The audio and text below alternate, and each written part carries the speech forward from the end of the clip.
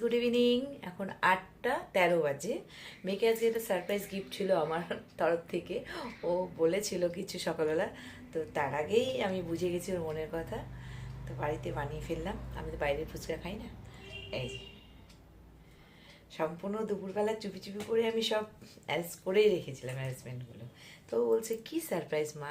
আমি যাচ্ছে, আমি দাদাকে না আজকে একটু ফুচকা আনতে বলবো সন্ধ্যাবেলা। আনছে না না, আমি কিছু করে দেবো খাওয়ার। তো এই যে দেখুন,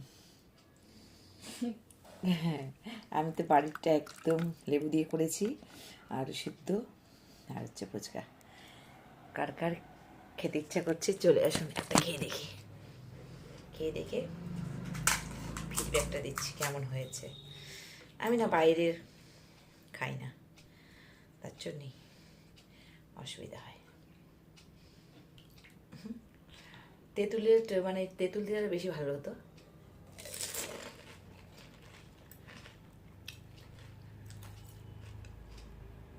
একটা মশলা দিয়েছি, চাট মশলা, ধনা পাতা, শুকনো লঙ্কা দিয়ে চিলি পেস্ট করে দিয়েছি। হেব্বি হয়েছে খেতে।